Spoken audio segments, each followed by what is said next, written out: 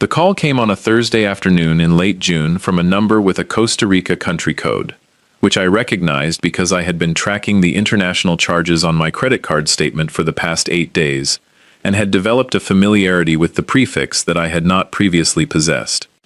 I was in the garage of my house on Walnut Street in Springfield, Missouri, changing the oil on my truck. I had the truck on ramps and a drain pan under the crankcase, and the particular focused quiet of a man doing a routine task that does not require active thought, which had become one of my preferred states since Vera died.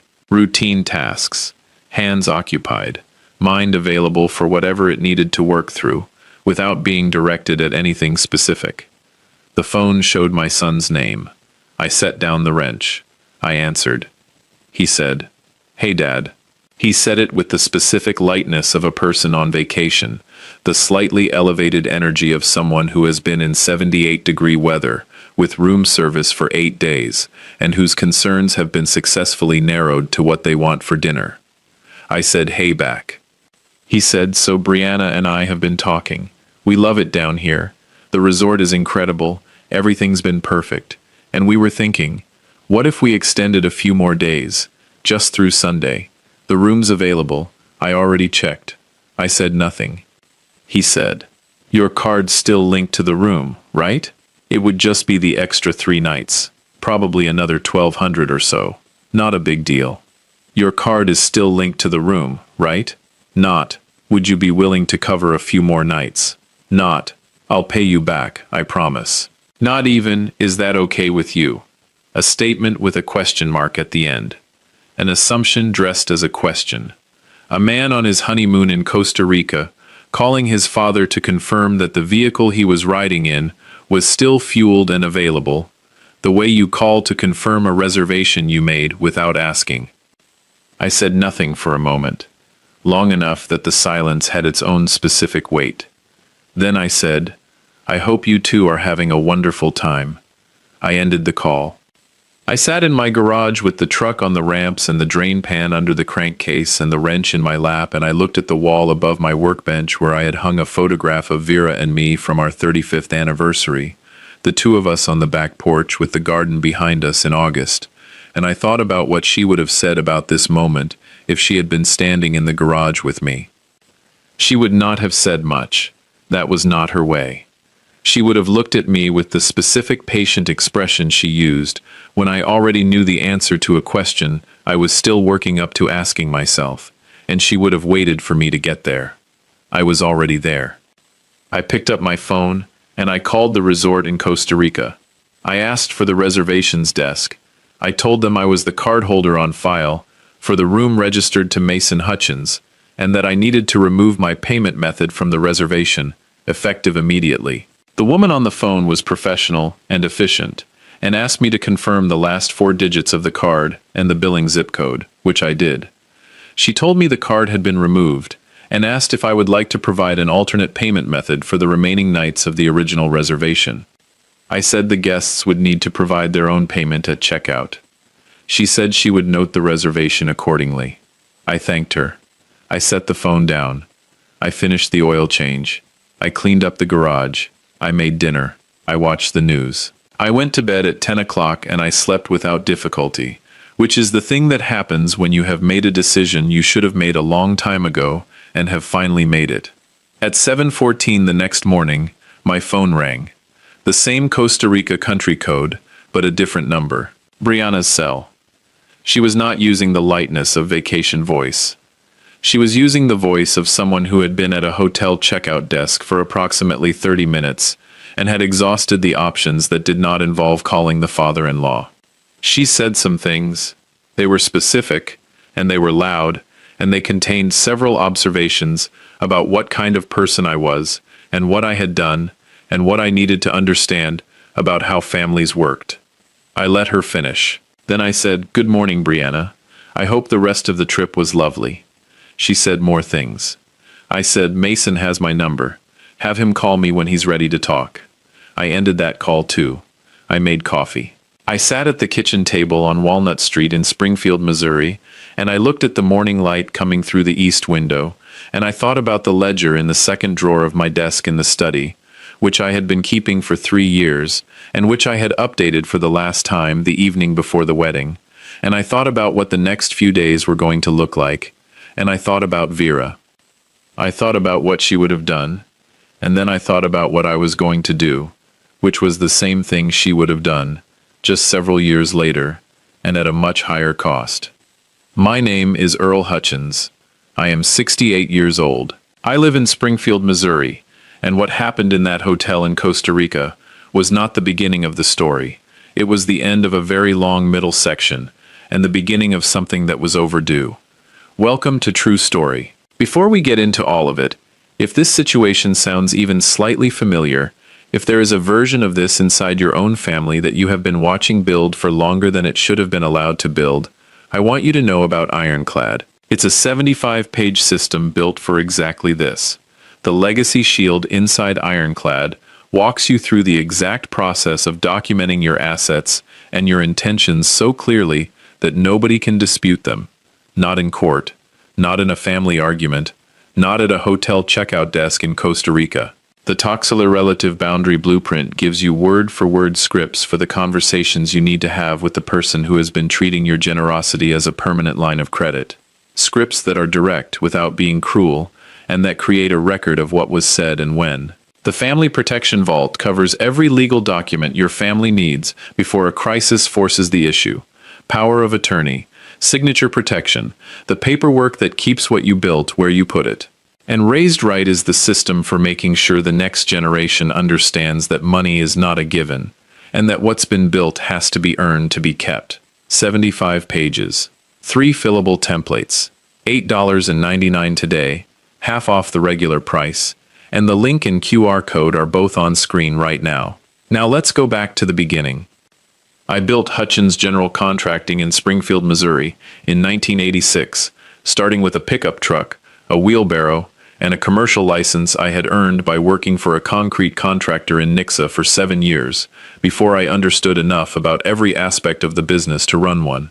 I started with residential foundations and small commercial slabs, and built into general contracting over the first decade, taking on full build projects as the reputation developed, and the crew grew, and the bonding capacity increased. By the time I retired in 2019 at 62, Hutchins General had completed over 300 residential and commercial projects in Greene and Christian counties. We had at our peak 21 full-time employees and a subcontractor network that I had built over 30 years by paying on time and being straight about what we needed and giving credit to the people who earned it. I sold the business to my operations manager, a 40-year-old man named Dale Pruitt, who had been with me for 14 years and who had earned the right to own it, at a price that was fair to both of us. The sale gave me a retirement that was comfortable, without being extravagant, which is the correct description of what I had always wanted, and what Vera had always wanted alongside me. Vera Mae Hutchins, born Vera Mae Corbett in Bolivar, Missouri, in 1954, was my wife for 40 years, and the person I had organized my entire adult life around, from the Tuesday afternoon in 1979, when I had met her at a church picnic in the pavilion behind First Baptist, and she had handed me a paper plate of potato salad and said something about the weather that was so precisely accurate and so concisely stated that I had stopped moving and just stood there looking at her until it became obvious I had stopped moving, at which point she had said, "You're going to drop that plate." She was a bookkeeper. She kept books for 4 small businesses in Springfield for 22 years, working from home after our children were born, and she brought to that work the same quality she brought to everything, which was a complete intolerance for imprecision. Numbers were what they were. The column either balanced or it did not. You did not approximate in her work.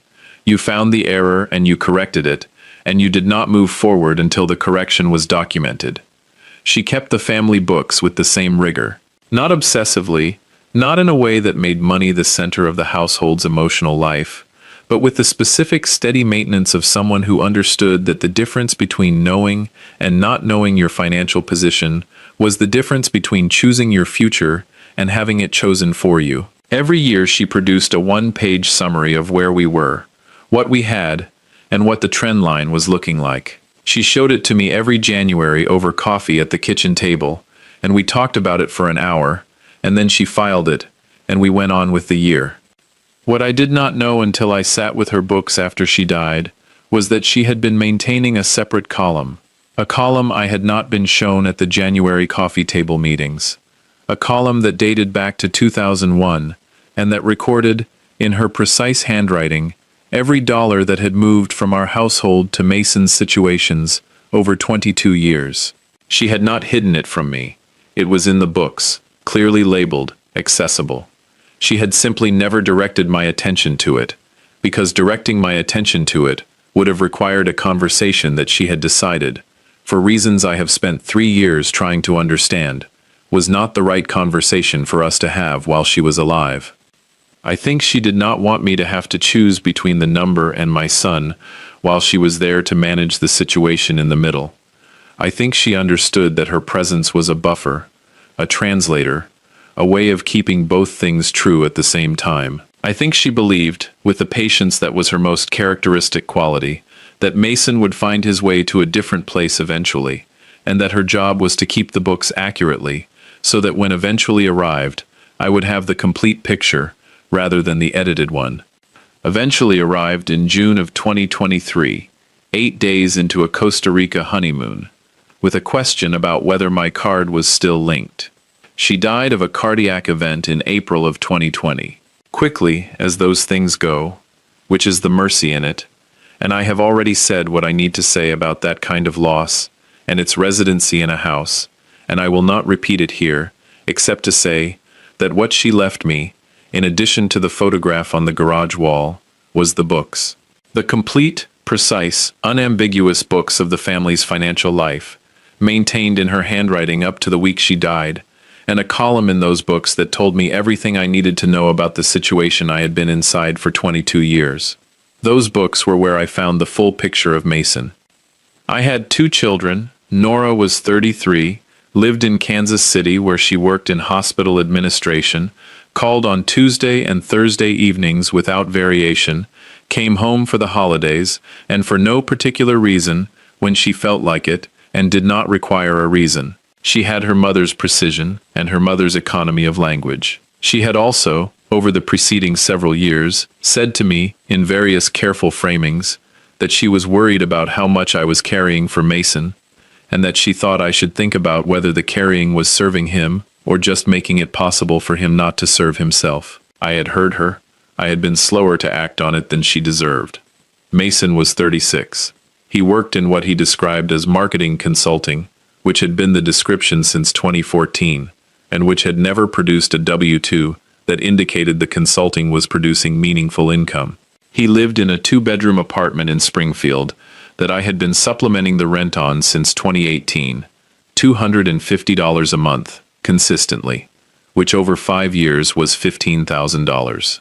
He drove a truck I had purchased for him in 2019 as what I had told myself was a one-time meaningful gift, and what had become the vehicle that sat in the parking lot of his apartment while I paid a portion of the lot fee. He was engaging and funny and had his mother's smile and the ability to make you feel, in his company, that everything was fine and that the numbers were a detail that would work themselves out.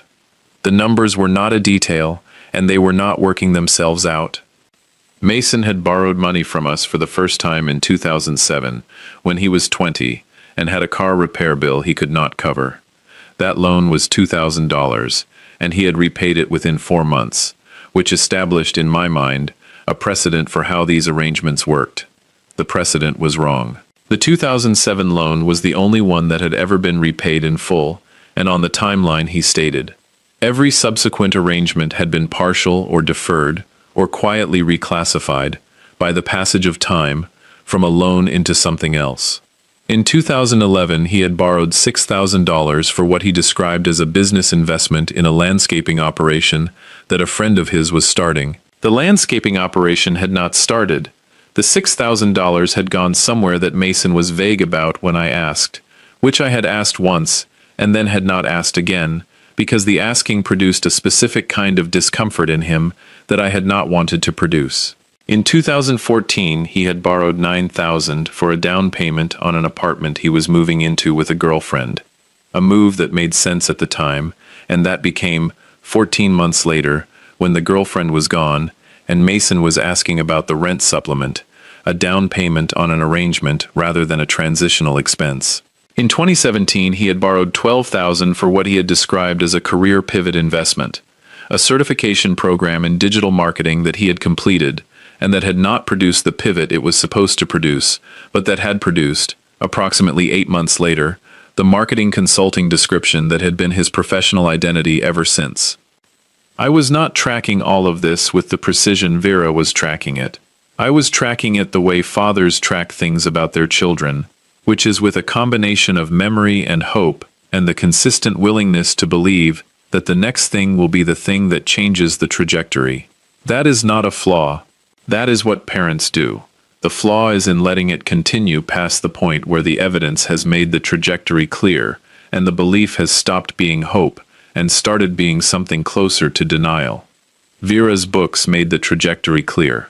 $112,000 over 22 years made the trajectory clear. I had sat with that number in the spring of 2020, and I had opened the new notebook, and I had made the decision that I was going to keep my own column going forward, and that the column was going to be the full record, and that when the full record reached the point where doing nothing about it was no longer a position a reasonable man could hold, I was going to do something about it. That point arrived at a hotel checkout desk in Costa Rica. Vera's books showed me the full 22-year history of what we had given Mason. Not in a single lump sum, but in the accumulated weight of small and medium amounts over 2 decades that individually were easy to absorb and collectively added up to something that I had been too close to see clearly until I sat down with the books 6 months after she died and laid the legal pad out and added the column. The column came to $112,000. Over 22 years. Every loan that had never been repaid, every supplement, every one-time meaningful gift, every contribution to a situation that Mason had described as temporary. $112,000 in Vera's handwriting, column after column of dates and amounts and what the money had been for. I sat with that number for a long time. Then I got a notebook and I started a new column, not to track what was past, which was past and could not be changed, to track what came after. What came after Vera died, and Mason became the person who called with the new versions of the temporary situations. What came after the temporary situations included, in order, 3 months of full rent when the consulting was slow, a car repair bill in the fall that he had asked me to put on my card and that he had not repaid, a personal loan of $8,000 for what he described as a business opportunity that had not produced anything visible, and then the wedding. The wedding. Mason and Brianna got engaged in October of 2022. Brianna was 34, worked in event planning, and had a personality that I would describe as organized in the way that events are organized, which is to say, things were arranged for a specific effect, and the effect was the point. She had been pleasant to me in the particular way that a person is pleasant to someone whose resources they have assessed and found useful. I had noted this assessment the first time we met, and had filed it, and had watched over the following 2 years to see what she did with it. What she did with it was plan a wedding. The wedding budget, as presented to me at a dinner at Mason's apartment in March of 2023, was $52,000. The venue alone was $19,000. The catering was $11,000. The photography, the florals, the rehearsal dinner, the honeymoon, all itemized on a spreadsheet Brianna had printed and placed in front of me at my seat at the table, with the precision of someone who has thought carefully about presentation. I had looked at the spreadsheet for a long time. The line items were specific. The photographer was a particular photographer who had a specific style that Brianna described with a fluency that told me she had been researching this for longer than the engagement. The venue was a property south of Springfield, with an outdoor ceremony space and an indoor reception hall that accommodated 220 guests. The florals were from a designer in Kansas City, which required a travel fee. Each line was specific, and each line added to the one before it the way a well-constructed invoice adds, which is to say it arrived at a total that felt inevitable rather than excessive because each individual item had been justified before you reached it. What the spreadsheet did not contain was a line for Mason and Brianna's contribution. I looked for it. It was not there. The column to the right of the line items, which was labeled Source, showed my name beside most entries, and Robert's parents beside the rehearsal dinner, and a blank beside several of the smaller items. Mason had said, "We were hoping you could cover most of it, Dad.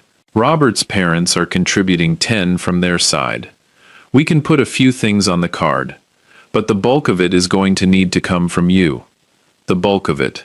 I had said I would think about it, and I had gone home and opened the notebook, and I had written down the date and the figure, and I had thought about Vera. I had thought about the January coffee table meetings, and the one-page summaries, and what she would have said about a spreadsheet with a source column that did not list the people whose wedding it was. What she would have said was, "Earl, that spreadsheet tells you everything you need to know, not about the wedding, about what comes after it." She would have been right. She was always right about these things, and she would have been right about this one. I contributed $34,000 to the wedding. I made that decision with full awareness, and with the specific clarity of a man who has decided that this is the line, and that what is on the other side of it is going to be different. I wrote the check. I handed it to Mason at a breakfast 3 weeks before the wedding, and I said, "This is a gift. Gifts are complete. This one is." He said he understood. I believe he heard the words. I am less certain he understood what they were pointing toward. The wedding was in May. It was beautiful, in the way that $52,000 produces beauty, which is thoroughly and without visible seams. Brianna was a capable event planner, and she had planned this event with the full force of that capability applied to her own wedding, which produced a result that the guests found impressive and that I found expensive, and that Nora, standing beside me during the reception, found quietly and specifically telling. She leaned over and said, "The honeymoon is in Costa Rica." I said I knew. She said, "Did you book it?" I said I had not booked it. I had been told that the flights had been booked on my card and that I would be reimbursed, which I had absorbed, without fully processing what it meant that I was being informed of the charge, rather than asked about the charge. Nora said, "Dad." I said, "I know." She said nothing else. She understood, as she always understood things, exactly what I meant by "I know," and exactly how long it had taken me to get there. The honeymoon flights, I discovered when I checked the statement 2 days after the wedding, had been booked at $4,200, business class, which I also had not been told, and which represented a choice that someone makes when they believe the person holding the card is not going to check the details, or is not going to say anything about the details if they do check. I was checking, and I was going to say something. The question was when and in what form. The form announced itself 8 days into the honeymoon at a Costa Rica resort, where the room, which I had been told was a standard room with a garden view, turned out to be a suite at a rate of $640 per night, when my son called to tell me the trip was going so well that they were thinking of extending through Sunday, and to confirm that my card was still linked. Your card is still linked to the room, right? The question was, when and in what form? The form was a phone call to the reservations desk, and a removed payment method, and a checkout the following morning. Mason landed at Springfield Branson National Airport on Saturday evening. I know this because Nora called me from Kansas City to tell me he had called her from the plane, which was the order of operations that made sense given that he had called me from the hotel checkout, and I had said what I said, and ended the call, and the next available family member had been his sister.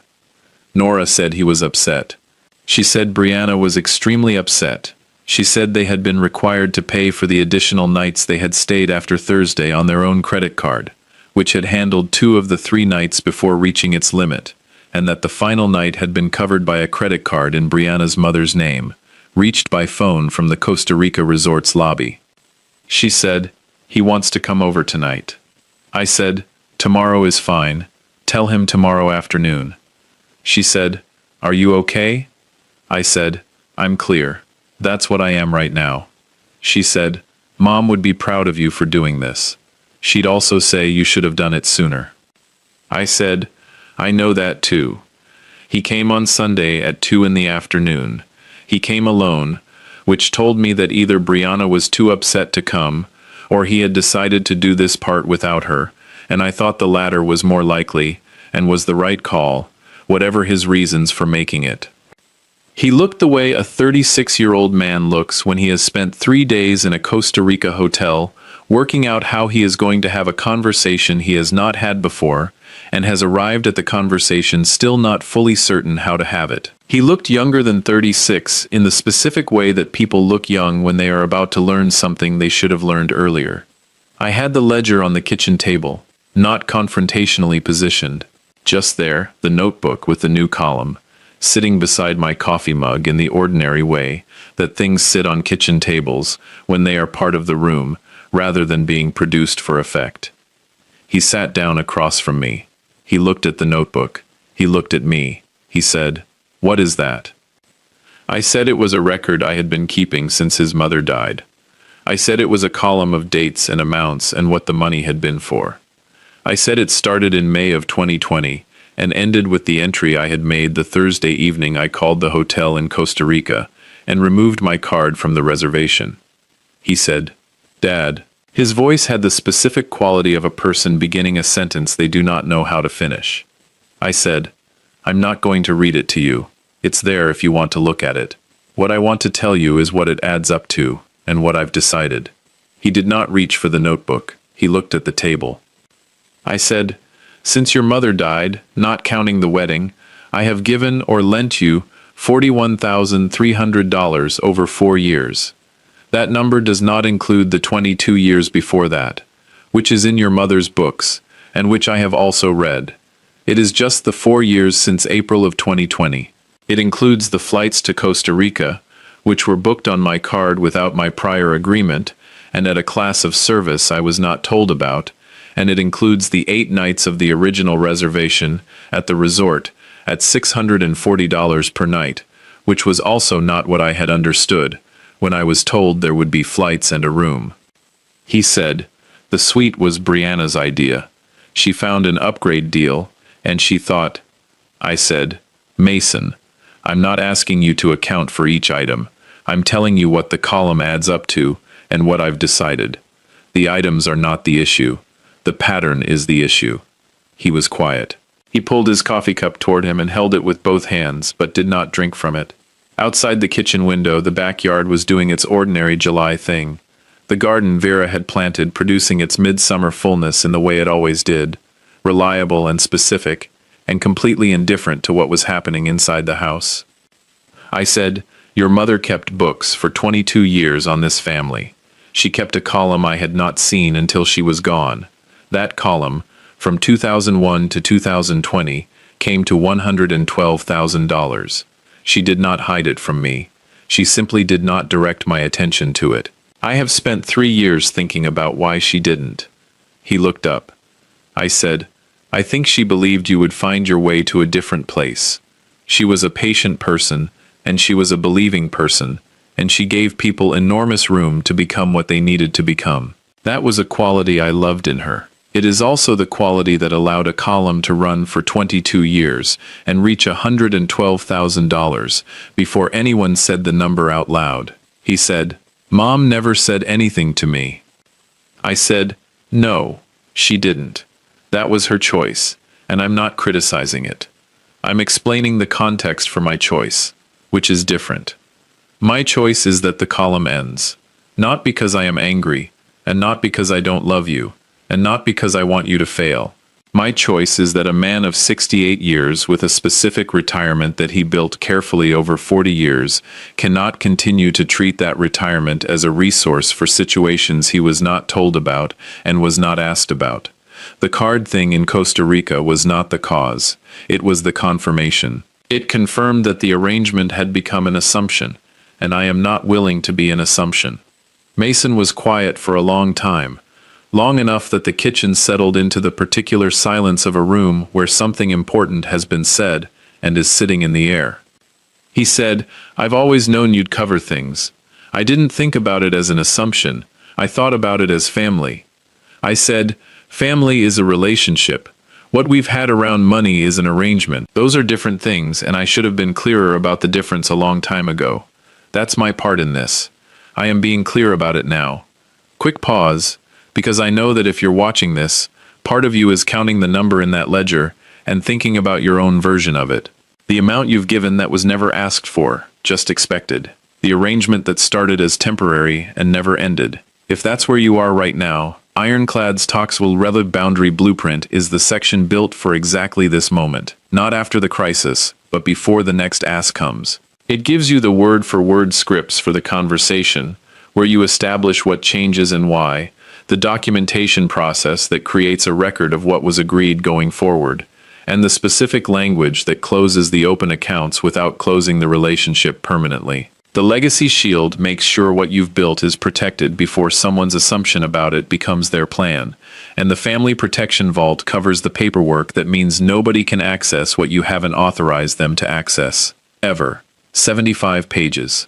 $8.99 today.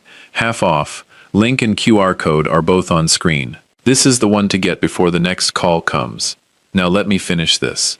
He said, "I know I've taken more than I should have."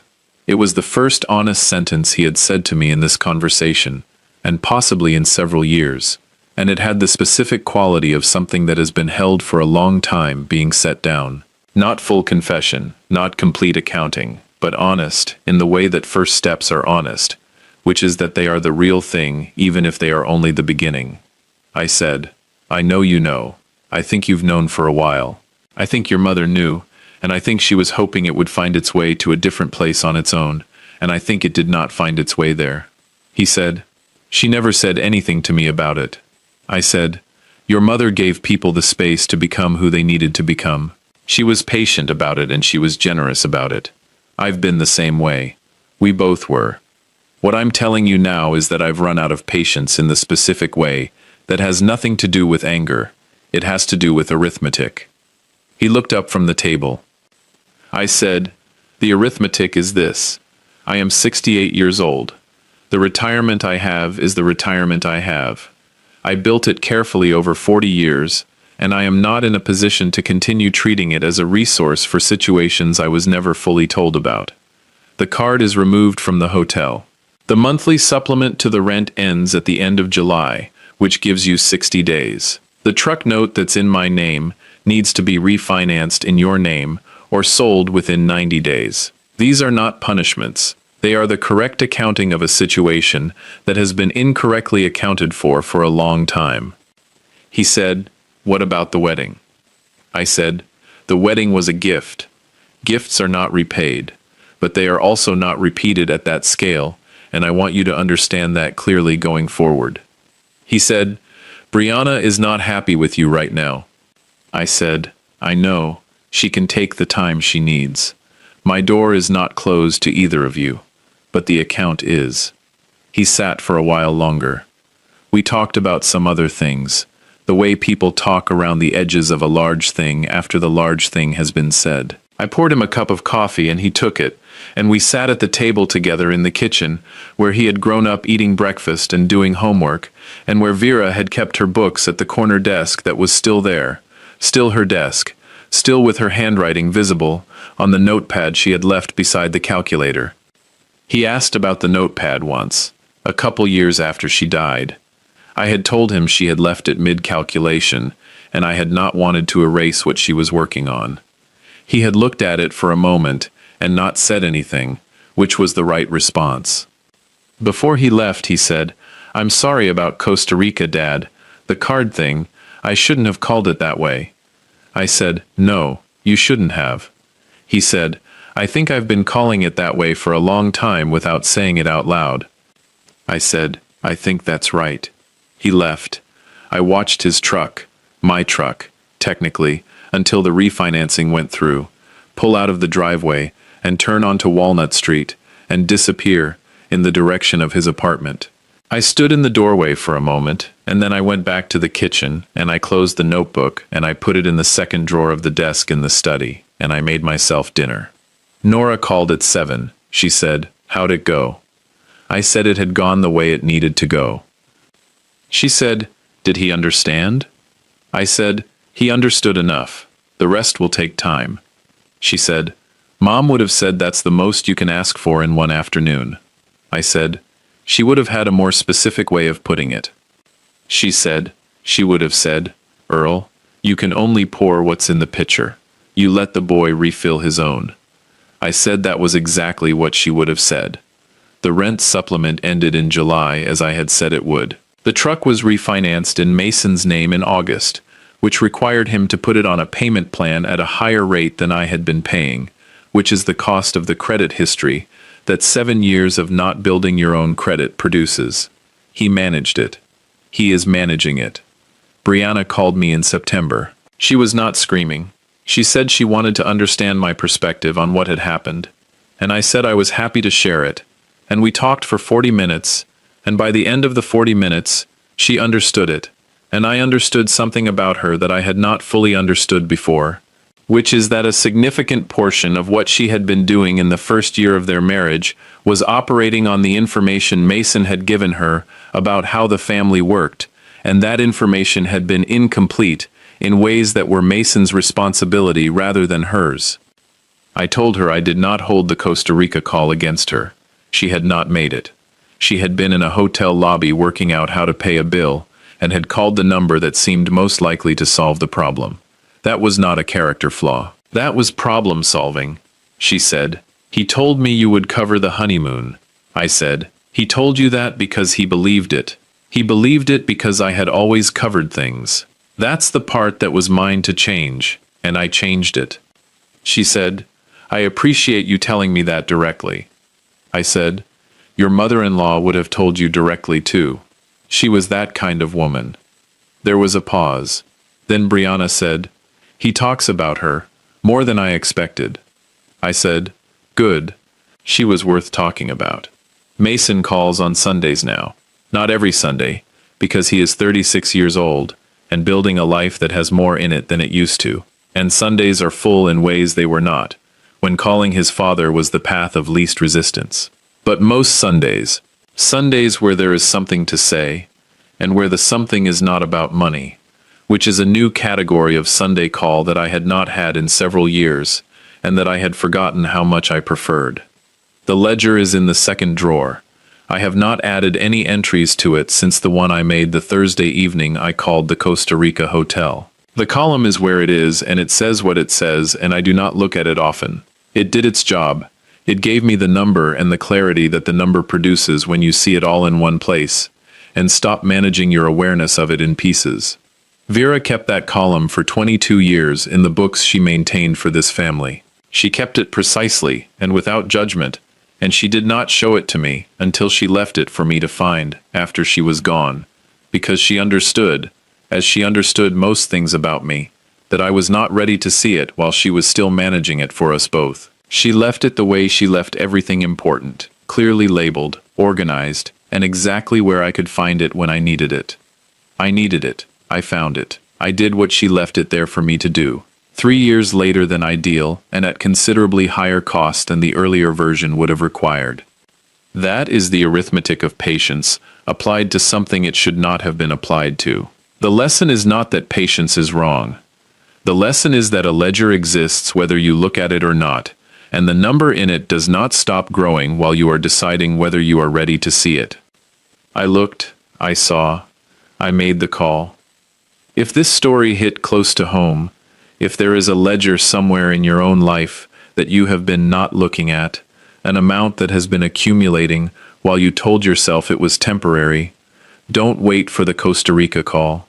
Ironclad is the system that lets you handle this before the call comes, before the amount is what it is, before the conversation is harder than it needs to be. The Talks Little Boundary Blueprint gives you the exact words for the exact conversation. The Legacy Shield makes sure your retirement is yours and stays yours. The Family Protection Vault covers every document that protects what you built from the assumptions of the people around you. Raised Right is there for the next generation, so this pattern ends with this generation.